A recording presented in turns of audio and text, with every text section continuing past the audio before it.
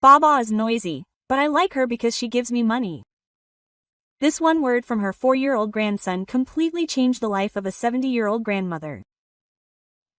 This is a story of rebirth in which Ko, a 70-year-old grandmother who is called a noisy person by her beloved grandson, begins to question her relationship with her family and goes on a solo trip to regain her own way of life.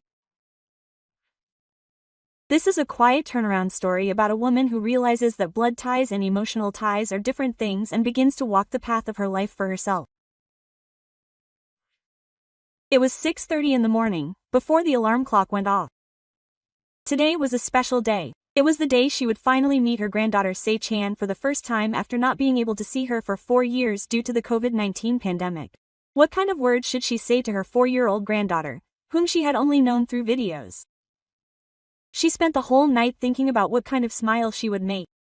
Today was the day Ko put her hands together in front of the Buddhist altar, facing a photo of her husband, who was surrounded by stars. Dad, today is the first time I'll be able to see Se-chan.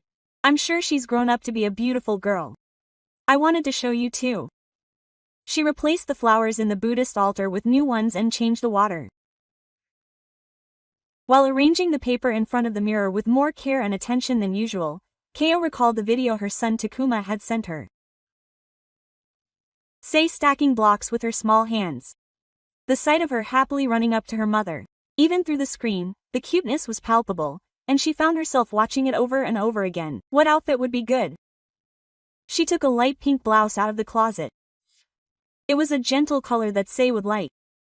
Her accessories were modest, with just pearl earrings. Her perfume was also light. Oh, that's right, Ko checked her bag. A small present for Se. A picture book, Kiki's Hikachi, and Gina's perspective on the world, who dies for her son and family. At 9 o'clock, she headed to the nearby department store. She chose colorful fruits for lunch today. Ichigobudo apples. They were all things that Se would enjoy. Grandma, are you going out today? The young cashier smiled at her. Yes, she's going to see her grandchild. It's been 4 years. That must be exciting. She must have grown up a lot. That's right, she's already 4 years old. Ko's face naturally became proud. Her chest continued to swell, even on the train and bus. Holding her handbag carefully on her lap and gazing out the window at the scenery, she imagined the fun times she would have with Se-chan. Drawing pictures together, reading picture books to her, talking to her while eating snacks, and wondering if she would call me Baba. She got off the bus at the stop and walked home with ease. It was a quiet afternoon in a residential area, with only the sound of her footsteps echoing. In front of her son's house, Ko took a deep breath. She checked the paper in a hand mirror, and her hands were shaking slightly from the nervousness of reapplying lipstick, but the anticipation was stronger than that. She checked the contents of her bag one more time before pressing the intercom. All the presents, fruit and Japanese sweets, were ready. Then, Ko quietly let out a sigh and reached for the intercom button. The moment the front door closed, Ko stopped in her tracks. The casual family chatter that could be heard from inside the house was Takuma's voice, Miyu's laughter, and Sei's innocent voice. She was the only one outside of that circle. Ko let out a small sigh and began to walk, shuffling her feet. It was a quiet road in a residential area. Her footsteps, which had been light, now echoed as if they were dragging on the ground. Her handbag felt somehow heavy. The walk to the bus stop had never felt so long. On the way, she passed a park and saw a parent and child playing on the swings. The mother was gently pushing the child. The child's happy laughter echoed. Ko stopped and stared blankly at the scene. I wonder if I've ever had a time like that. Even when Takuma was little, the memory of it was vague now. Fortunately, the bus arrived soon after they arrived at the bus stop. Ko sat in the last seat and stared out the window. As the bus started moving, the scenery slowly passed by. But the events from earlier kept replaying in Ko's head. Grandma is noisy, but she likes it because she gives her money. Why? Does that child know such words? Who taught them? And why did Takuma and Miyu look so awkward? Could it be that they really think of me that way? Tears welled up in Keio's eyes. But she couldn't cry here. In front of these strangers on the bus, Keio bit her lip desperately to hold back her tears. She stared at the scenery passing by outside the window and desperately tried to think of something else. What should I have for dinner tonight? I have to make a choice tomorrow. But no matter how hard she tried to think of something else, Sei's words wouldn't leave her mind. At a bus stop along the way, a young mother got on with a little girl. The girl was about Sei's age. Sitting on her mother's lap, the girl asked when she was going to visit her mom and grandma. She said she was looking forward to next Sunday, Grandma. Yes. The happy voice of the girl who loved her grandma pierced Keio's heart. Why doesn't Sei like me? Even though she hadn't done anything wrong, a single tear finally fell from Keio's eye. Luckily, she hurriedly took off her clothes, half worth of them. No one seemed to notice. Keio continued to stare out the window until she reached her nearest station. The walk from the station to her house, where she had been desperately trying to hold back her tears and keep the Heisei air alive, looked completely different from the morning. Even though it was the same path, everything seemed to have different colors. The sound of footsteps climbing the stairs to her apartment echoed heavily. When she unlocked the door and entered the house, she was greeted by silence. But today, that silence was not comforting, but rather highlighted her loneliness. Futoshi let out a deep breath as he took off his shoes at the entrance. No one was watching anymore. There was no need to be considerate. Keio dropped her handbag on the sofa and slumped down there. And then, as if she had finally given up, she began to cry. She had been looking forward to meeting Mago for the first time for 4 years. She had looked back at the photos and watched the videos over and over again, and she couldn't help but think how much she had been looking forward to the day they would meet, but Keio buried her face in her hands. Tears rolled down her cheeks. Am I really that annoying? Is he just a convenient presence to give her money? The setting sun streamed in through the window. But even that light felt dazzling to Keio today. When she stood up, the room darkened with the curtains closed, and a photo of her late husband stared at her from the top of the Buddhist altar.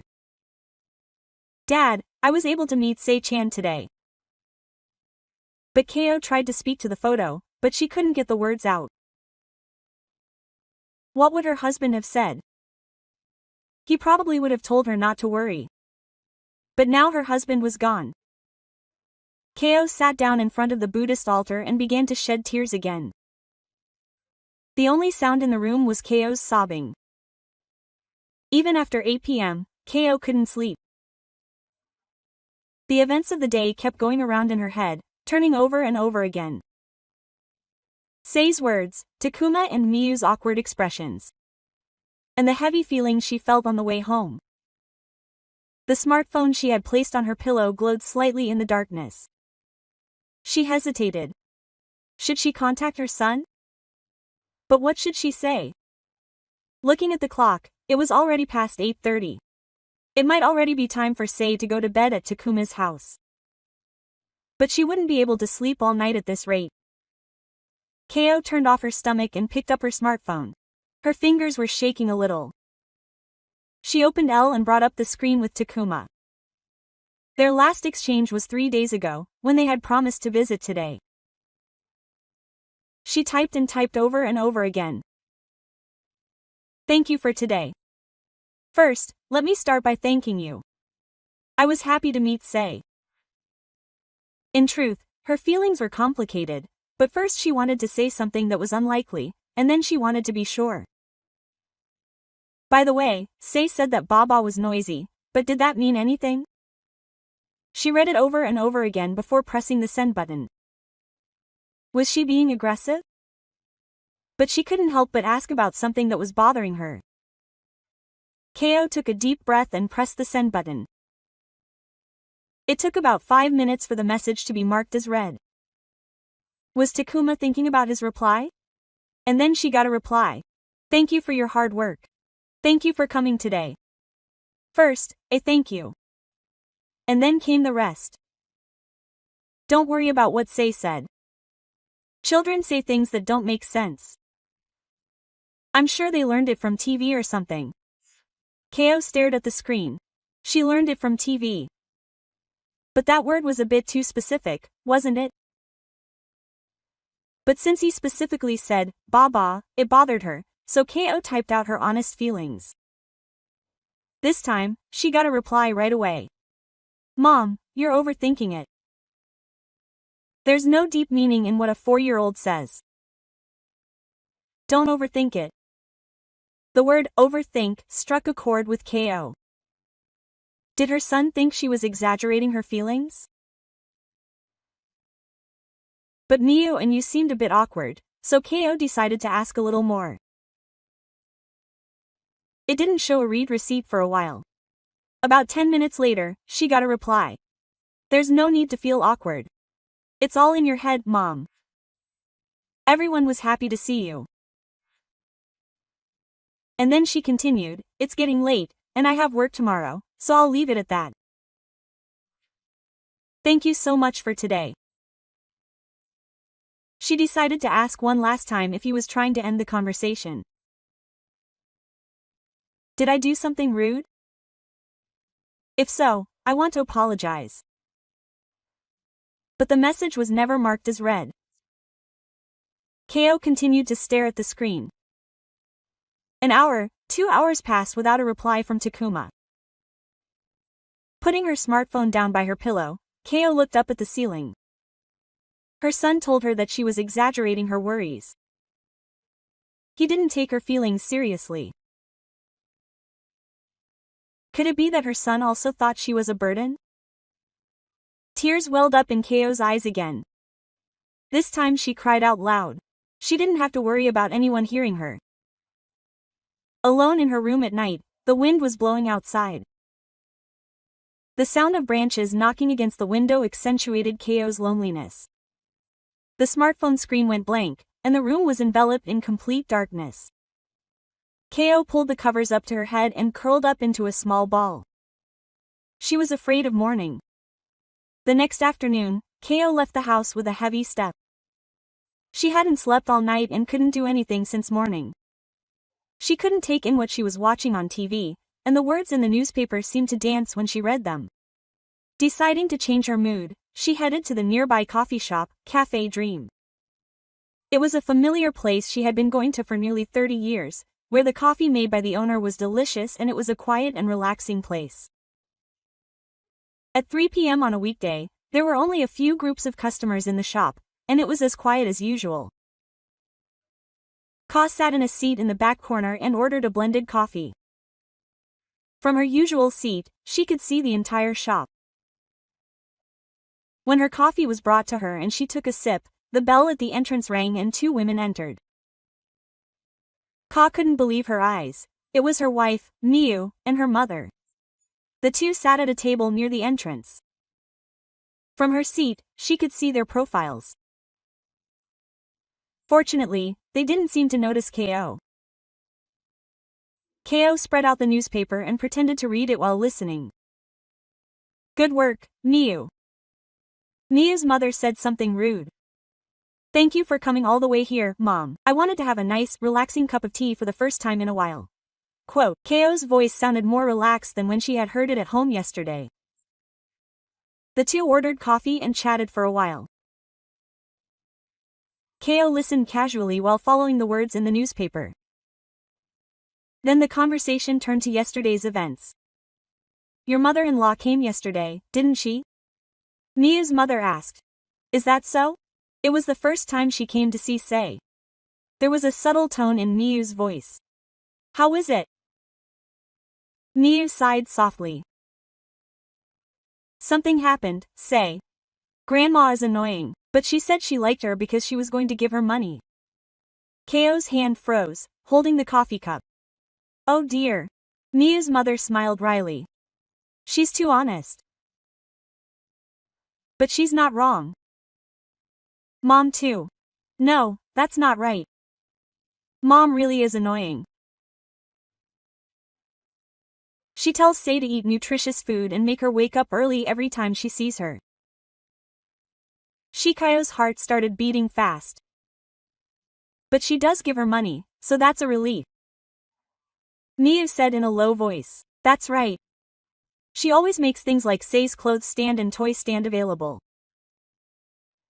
That's why she teaches Sei to treat her with respect, because she's the one giving her money. Oh, that's why Sei-chan said something like that. Kids are honest, so they just say what they think. The laughter of the two of them echoed sharply in Ko's ears. Ko felt the hand holding the newspaper tremble. The letters were blurry. But I wonder if her mother-in-law doesn't notice. It seems like she was satisfied with Takuma's half-hearted evasion yesterday. How convenient. That's just how people like that are. It's annoying, though. When it comes to money, you just have to get by with half-hearted efforts. Ko's chest tightened. Tears were about to overflow, but she desperately held them back. Sei-chan understands, doesn't she? That's right. When I told her to be nice to Aba because she's the one giving her money, she understood. She's a smart girl. But don't be too obvious. If Rebo-san notices, she might stop getting money. I understand. But yesterday, I was a little nervous. Ko felt the urge to stand up, but her legs wouldn't give in. Well, it'll be okay. My mother-in-law isn't the type to think too much about things like that. Yeah, she's simple, so if you just stand her up, she'll be in a good mood, and the two of them continued their conversation. But Ko couldn't listen anymore. With trembling hands, Ko placed the coffee stand on the table and folded the newspaper. The chair made a small noise as she stood up, but the two of them didn't notice. As she quietly left the store, the bell at the entrance rang quieter. Going outside, Ko took a deep breath. But the air felt heavy.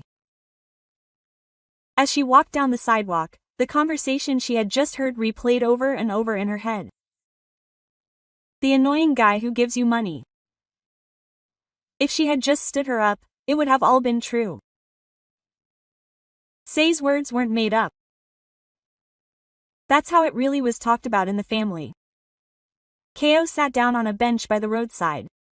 There was no doubt about it anymore. She really was there only to give money. The evening breeze brushed against her cheeks, but Ko felt nothing. It was 6 p.m., the time she would normally start preparing dinner, but Ko didn't have the energy to stand in the kitchen. She came home from the bench, but she couldn't bring herself to do anything, so she just sat on the sofa. Outside, she could hear the bustle of the evening. The footsteps of people returning home. The sound of bicycle bells, the voices of the neighborhood children, all felt like something from a distant world to Ko. The conversation she had heard at the coffee shop repeated endlessly in her head. Mother-in-law is really annoying. She's the one who gives you money, so treat her with respect. She's simple, so just put it up wherever you want. Ko closed her eyes. But even behind her closed eyes, Miu and her mother's laughter echoed. The clock struck 7 o'clock. She should be hungry, but she couldn't get an appetite.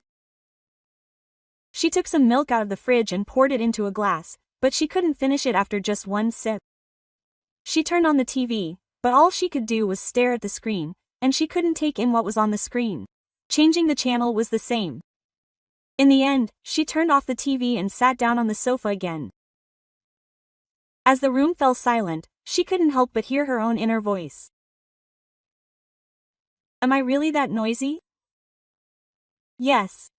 When she met the devil, she would say all sorts of things.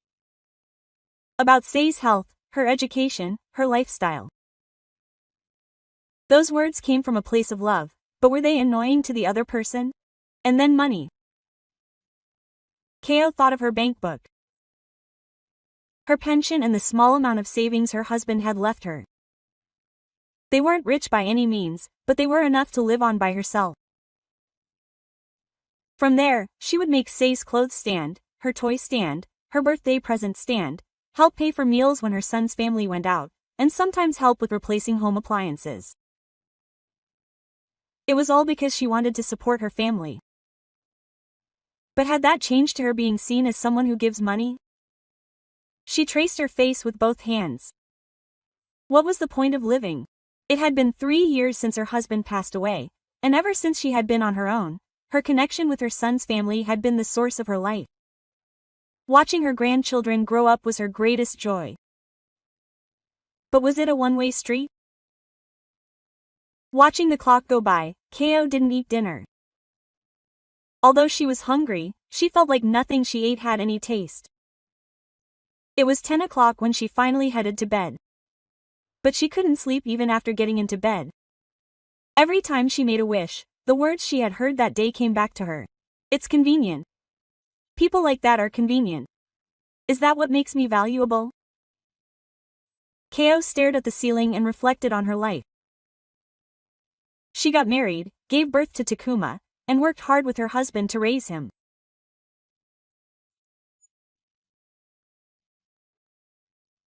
When did she become the convenient person in that household? When did Takuma grow up, get married, and have grandchildren? When did she become the convenient person in that household? When her husband was alive, she didn't have to think about such things.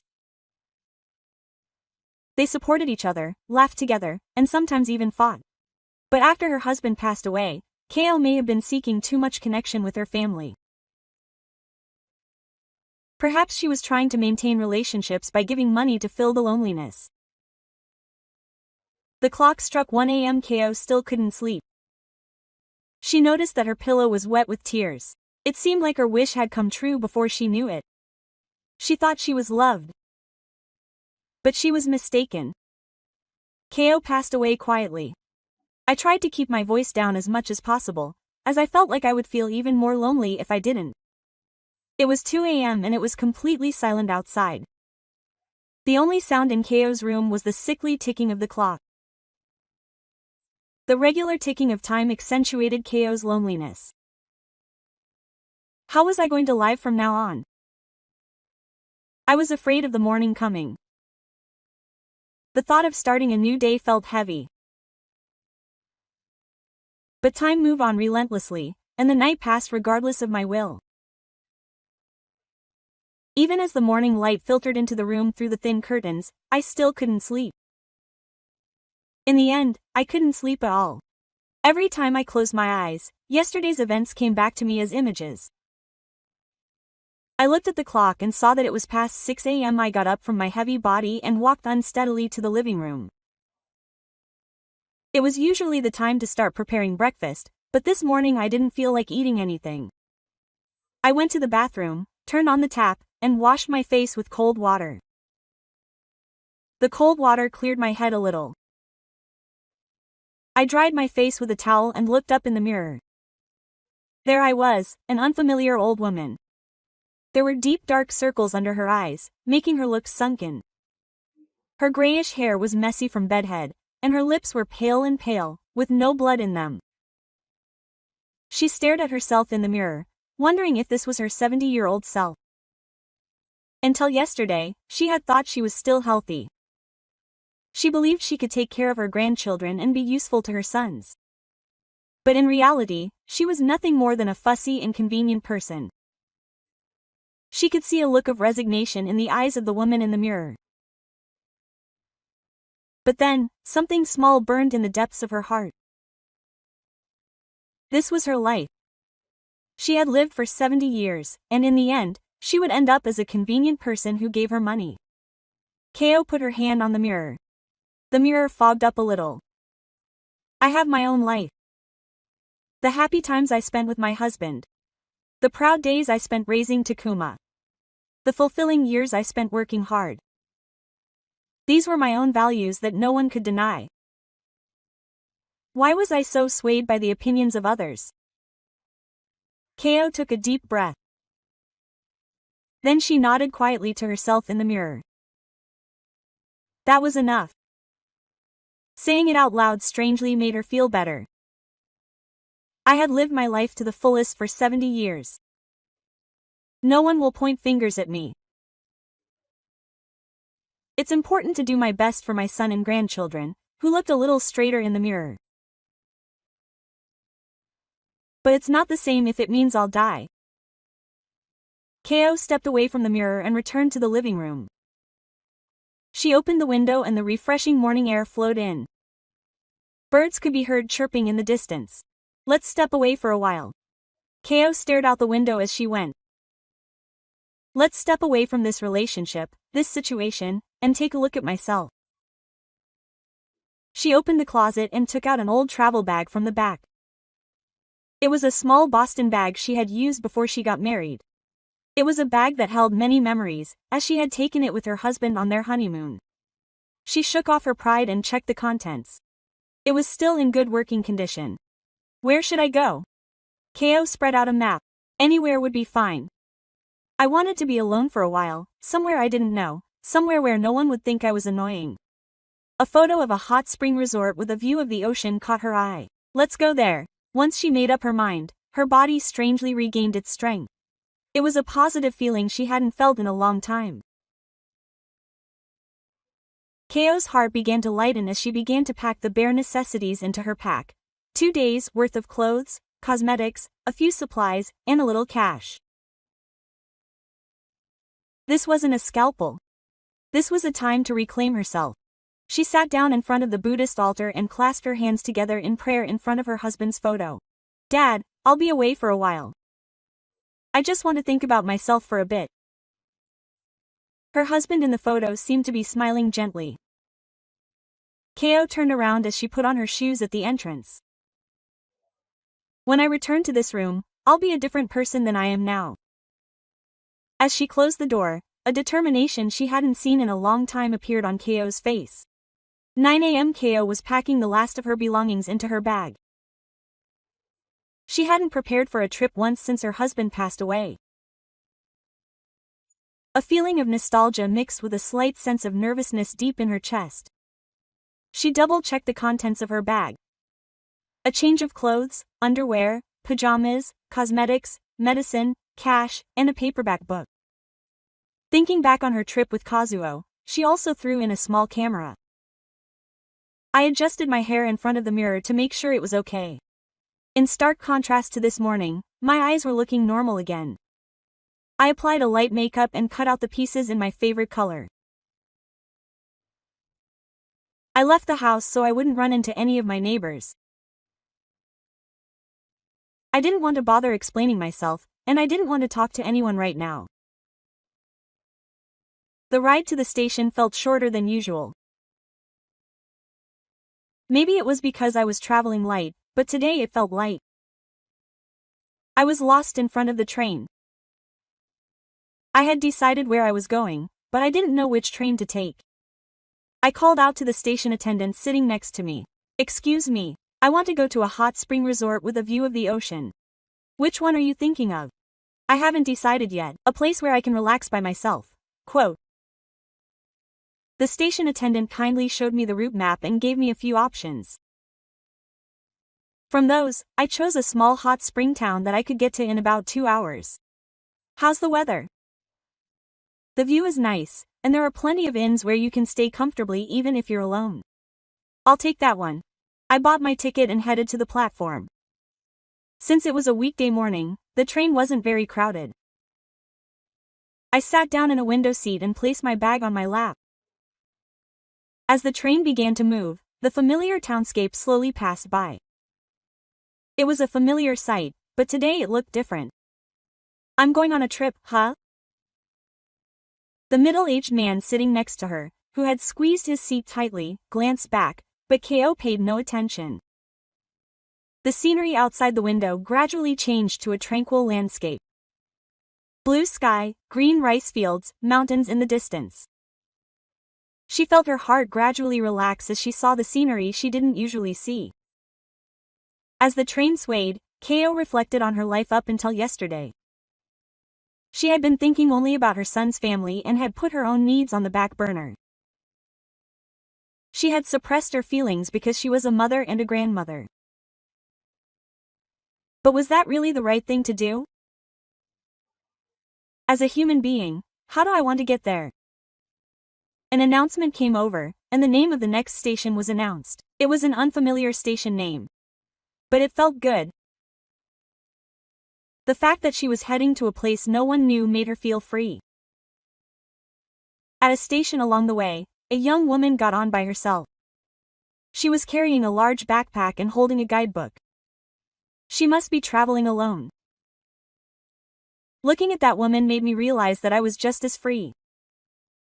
I didn't have to be shy around anyone. I didn't have to worry about what anyone thought. I was heading where I wanted to go, of my own free will.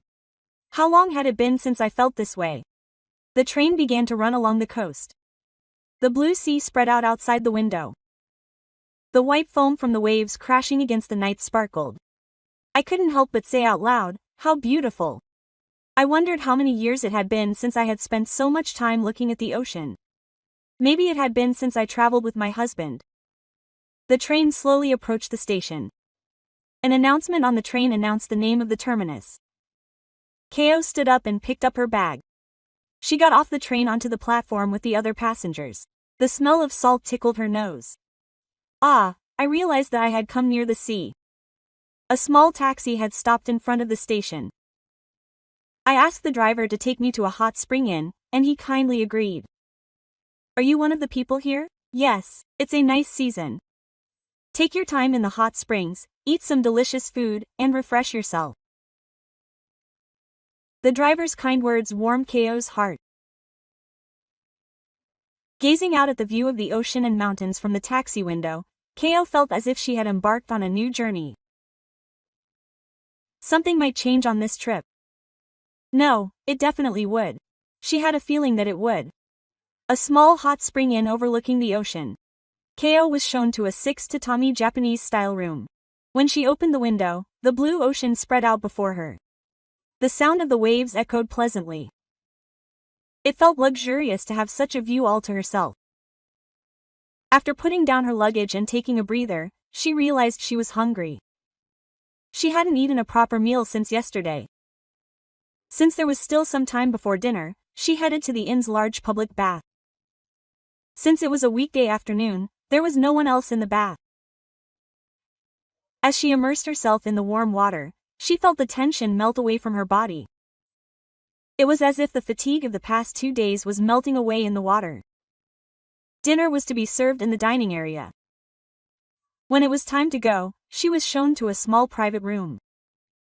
But she could hear cheerful conversation from the seat next to her. Excuse me, Nakai-san called out to her. The guest next door seems lonely by herself, so if you don't mind, would you like to have a meal with her? Ko hesitated a little, but even though she had asked for some alone time, for some reason she couldn't bring herself to refuse. Yes. Sure. Nakai led her to the next room, where a woman who seemed to be around the same age as her was sitting alone. She had a gentle smile on her face and looked elegant. Good evening. My name is Tanaka. Thank you for inviting me to have a meal with you. I'm Ko Suzuki. Nice to meet you. I think everyone is in their late 60s. There was a sense of warmth and inclusiveness in the calm atmosphere. Are you traveling alone? Yes, it's been a while since I've traveled alone. Me too. Actually, I recently lost my husband, and I thought it would be a change of pace, but everyone's words made Ko feel a sense of gold. It's been 3 years since I lost my husband too. I know it must be hard, but thank you. But for now, I'm trying to move forward. The two of them naturally started talking about their memories of their husbands. And listening to you all talk about your current life made me want to talk about my upbringing.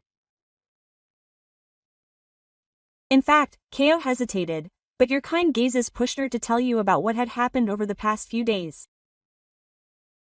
Her grandson's words, her son's reaction, and the truth she heard at the coffee shop. You all listened silently. You didn't interrupt, you just listened intently. That must have been tough. When Ko spoke, everyone said quietly, "But Ko, isn't it good that you realized it?" Well, if you had continued on without realizing it, you would have remained a convenient person forever. The fact that you realized it now means that you can still change. I was moved by your words. I had a similar experience. I was shocked when that wife told me that my mother was a prostitute. Is that what you were talking about? But that's when I realized it. I was so focused on meeting my family's expectations that I forgot what I wanted to do. You all continued calmly. Just because you're related by blood doesn't mean that your hearts are automatically connected. You realize love and respect over time. Ko put the bridge down. But isn't it natural to cherish your family? Of course. But you don't have to sacrifice yourself to do so. Ko has her own life. Everyone's words resonated deep in Ko's heart. Do you know the word self-centered? Self-centered. Living by your own values, not by the evaluations or expectations of others. I learned that after losing my husband. Everyone looked at him with warm eyes. Even at 70, life still goes on. It would be a waste to spend the rest of my time being someone's convenience. Tears welled up in Ko's eyes. But they weren't sadness, they were a feeling of hope. What should I do? First, I need to distance myself. Physically, psychologically, and think about what Ko herself wants. After finishing their meal, the two continued talking in the room. Everyone talked about the hobbies they had started after losing their husbands, the new friends they had made, and the importance of saving everything themselves. Life is only once, and since you're 70, you have to cherish the time you have left. That night, for the first time in a long time, Ko was able to sleep soundly. It felt like everyone's words had lit a small light in my heart. With those words in my heart, a new journey was about to begin for Ko. The next morning, Ko woke up to the sound of waves. Outside the window, the morning sun was sparkling on the surface of the sea. The conversation I had with everyone the night before left a warm feeling in my heart. After dinner, I took a walk with everyone through the hot spring town. The small shopping street was lined with simple shops run by locals. This town is great. Time seemed to pass slowly. Walking with everyone made my heart feel lighter. When we took a break at a small cafe, everyone spoke up. Ko, you are a very kind person. But first, direct that kindness towards yourself. People who can't take care of themselves can't truly take care of others. Ko thought. It's true that I've been putting myself on the back burner. What have I done for my son, my grandchildren, my family, but for myself? I've lost track of what I want. Then let's find it now. 70 isn't the end. It's a new beginning. In the afternoon, I walked alone along the beach. I walked barefoot on the sand. The waves came up to my feet and then receded. Watching this cycle repeat itself made me feel calm. Ko sat down on the sand. The salty breeze caressed her cheeks. She whispered softly, "My life. I have a life that is all my own." When she said those words, something deep in her heart felt proud. In the evening, she sank into the open-air bathtub while watching the sunset. She gazed at her hands in the hot water, taking care of herself. How many people have I taken care of with these hands? But have I ever taken care of myself with those same hands? When she returned to her room, she sat down on a small piece of memo paper. Things she wanted to do. Go on another trip. Read a new book.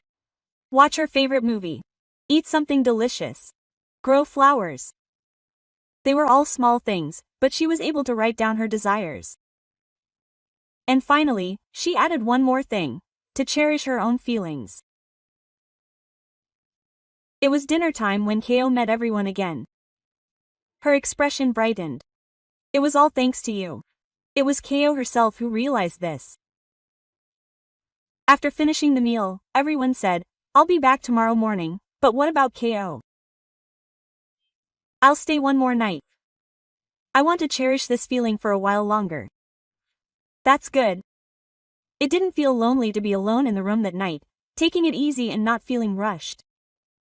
With the window open and listening to the sound of the ocean, Ko faced her new self. What would await her when she got home tomorrow? But she wouldn't be tossed around like she used to. I have my own axis. That conviction began to take root in Ko's heart. Ko, who had returned home for the first time in 3 days, checked the mail at the entrance.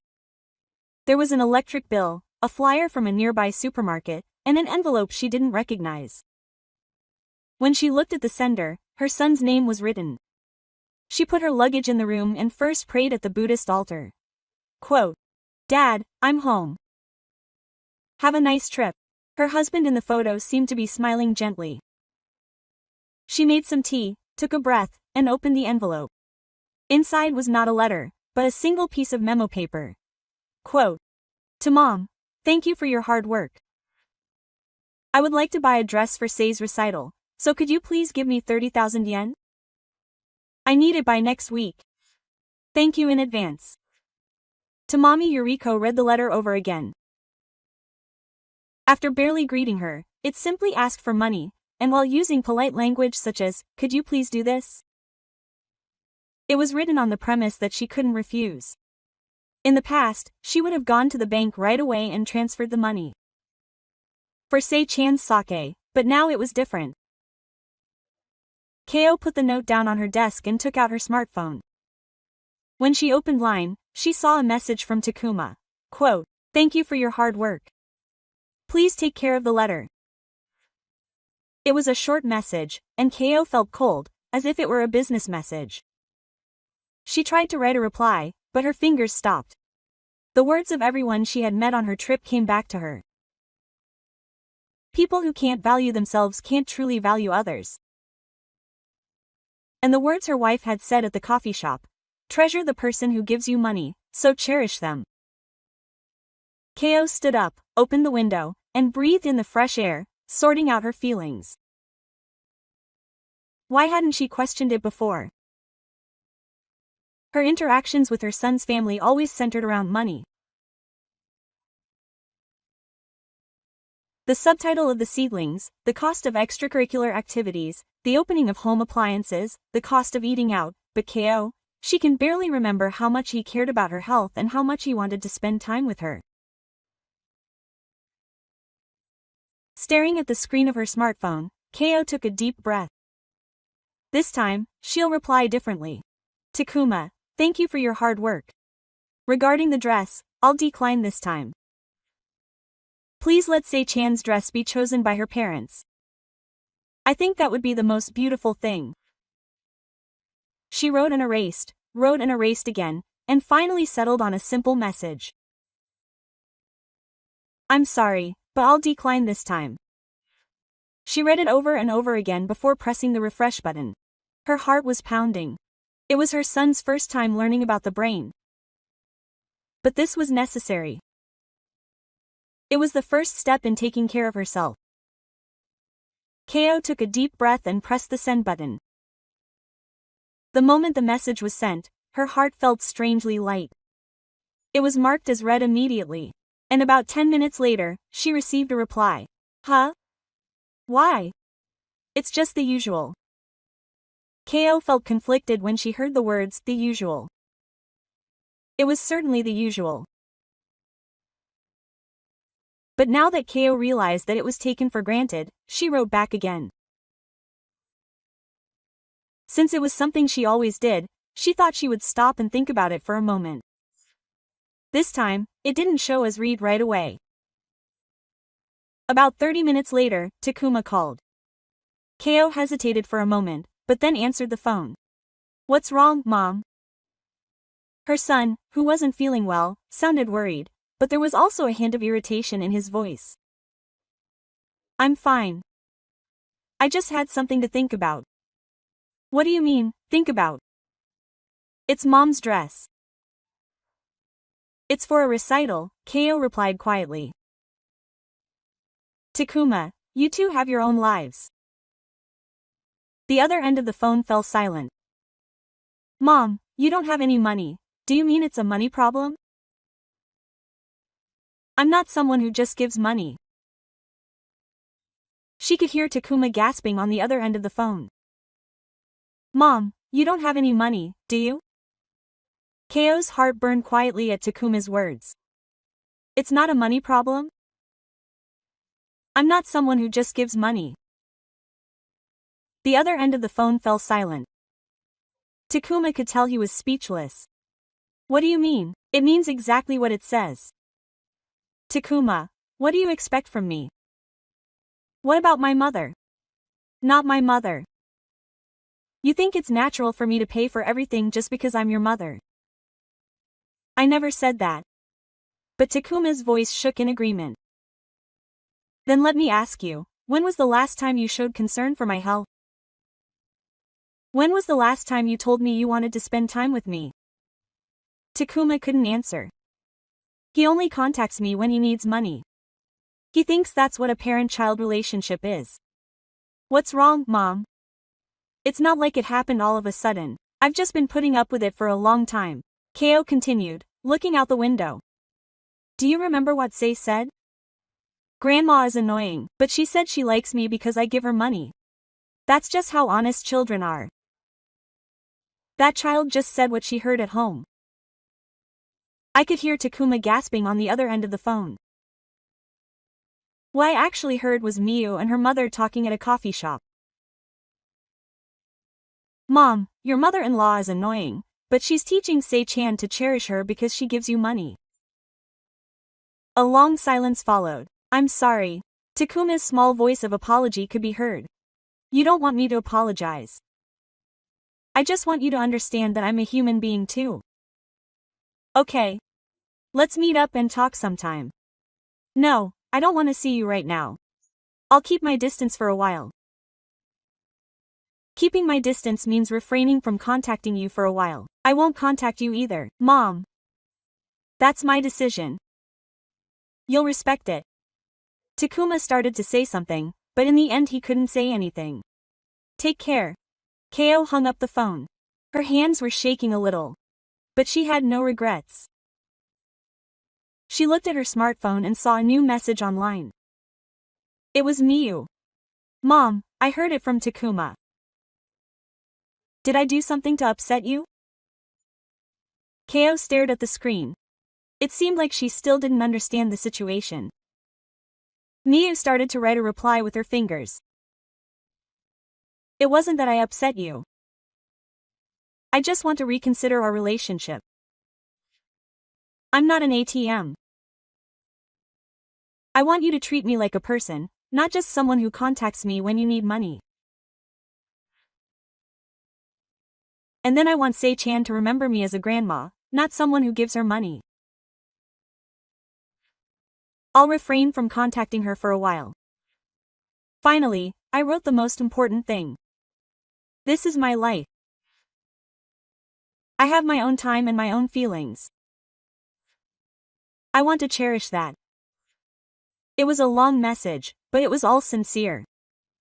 As soon as I pressed the send button, it was marked as read. I waited for a while, but there was no reply. Ko put her smartphone down on the desk and sighed deeply. Now she was truly alone. But strangely, she felt refreshed. For the first time, she was able to honestly express her feelings. Maybe this was the beginning of a new life. The orange light of the setting sun shining into the room gently illuminated Ko's face. Tonight, I'm going to make and eat something I like for the first time in a while. Without worrying about anyone else, Ko headed to the kitchen at her own pace. She opened the refrigerator and checked the ingredients. Let's start with something small. A little happiness for herself the next day at 10 a.m. The intercom rang. When she checked the monitor, Mia was standing there. "Mom, can we talk for a bit?" "What do you want?" "I wanted to talk to you directly about yesterday's line." Ko took a deep breath. There's no need to run away. When she opened the door, Miu had a confused look on her face. What did yesterday's message mean? Did we do something rude? Ko looked Miu straight in the eyes. She realized. What kind of person I am to you, Mom? Maybe there's a misunderstanding. No, it's not a misunderstanding. I heard it at Cafe Dream, the conversation between you and your mother. Miu's face turned pale. My mother-in-law is noisy, but she gives you money, so cherish her. Do you remember? Miu was speechless, so Se-chan's words weren't made up. Mom, that's right, I've lived for 70 years. My husband and I raised Takuma with care, accepted you as family, and tried to love you with all my heart as a grandchild. But all I've done is be noisy, and my only value has been giving me money. Miu lowered her gaze. Think about it without money. If I didn't have money, would you have treated me the same way? Miu couldn't answer. How did you explain me to Se-chan? Do you treat grandma well because she's family? Or are you kind to her because she gives you money? There was a long silence. I'm not blaming you. I just want to accept reality. The reality is that our relationship was based on convenience, not love. Tears welled up in Miu's eyes. Mom, what should I do? You don't have to do anything right now. I want to think about it alone for a while. This is my life. I'll decide how I want to live the rest of my time. Mom, I'm so sorry. Bowed deeply. I don't want an apology. I just want you to understand. I understand that I'm also a human being. I'll take a moment. Miu turned around and walked away slowly. Ko closed the front door and sat down on the sofa in the living room. She felt something lighter deep in her chest. She had said what she needed to say. Now she was truly alone. But it wasn't loneliness. It was a new start for her as she regained her sense of self. Since Miu returned, Ko's life has quietly begun to change. About a week later, Ko noticed something strange. Her heart felt lighter. When she woke up in the morning, she didn't feel the pressure of having to be considerate of anyone. When she was preparing dinner, she didn't feel anxious that she might be called in at any moment. Ko decided to visit the library for the first time in a while. When the receptionist asked her if she would be able to take it easy today, Ko realized. She certainly had time. She didn't have to wait for anyone's convenience. She picked up a single-serving cookbook from the cooking section. It was an area she had avoided before. She had always thought about her family and only made meals for adults. She bought a single serving of food from the shopping district and carefully cooked dinner at home.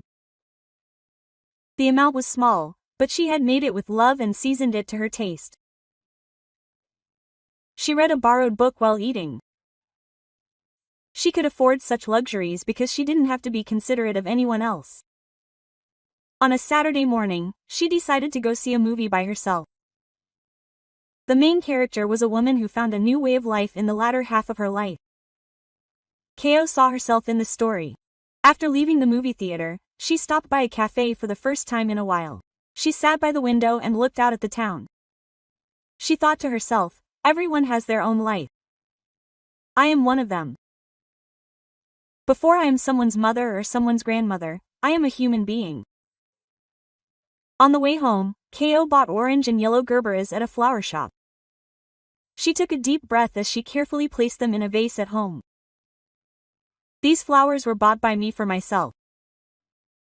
Not for anyone else, not to show to anyone. That night, Ko began writing in her diary. Today, I watched a movie by myself. The main character said that it's never too late. I really think that's true. Outside, the wind was blowing, but inside the room, it was quiet and warm. Maybe this is the real me. 3 weeks later, when Ko checked the mailbox, there was a handwritten envelope. The sender was Takuma Tanaka. He returned to his home and made some tea before opening the envelope. On the single sheet of paper, there was a short message written in his son's handwriting. To Mom, how are you? We've thought about many things in the past 3 weeks. Mom was right. We didn't see Mom as a person. We say that Grandma is important because she's family. I don't expect her to forgive me right away. But we're going to change too. Mom, you can live your life however you want. I'll become a more proper adult too. Take care of yourself. After reading the letter, Takuma Ko quietly placed Sen on her lap. Her eyes burned, but her son held back his tears, finally looking at himself in a new light. But Ko would never go back to their old relationship. That was good. Outside, the cherry blossom buds were beginning to swell. Spring would soon come. Yesterday, Ko had signed up for the Toge art class. She was also planning a solo trip next month. Her father spoke to a photo of his husband in front of the Buddhist altar. I've finally started living my life as myself. On an evening walk, she met a woman her own age and made plans to have tea with her, maybe making a new friend. When she got home, she opened her notebook. Friends from the Toge art class trip and a farmer. The notebook, which used to be blank and only waiting for her son to contact her, was now filled with plans she had chosen herself. Today, the letter from Takuma arrived, which she had written in her diary that night. But I'm not the same person I used to be. Tomorrow is a new day. I'll use my time for myself. Outside the window, the lights of the town shine quietly. A new life begins quietly in the spring of his 70th year. I hope today's story will light a little light in your heart. If something resonates with you, please give it a thumbs up. Your one like will be a great help in delivering moving dramas to more people through this channel, Life Reversal Theater 369. Please also share your thoughts and experiences in the comments. I've had similar experiences. They gave me courage. They gave me insight. Any words are most welcome. Your voices create rich connections. Life Reversal Theater 369 delivers daily dramas of people who have changed their lives, regardless of age. When you're struggling, lost, or feeling lonely, remember this place. Here are the stories of people who, just like you, have faced difficulties and risen to their feet. Subscribe to the channel and press the bell icon so you don't miss the next moving story. See you again tomorrow for the next reversal strike.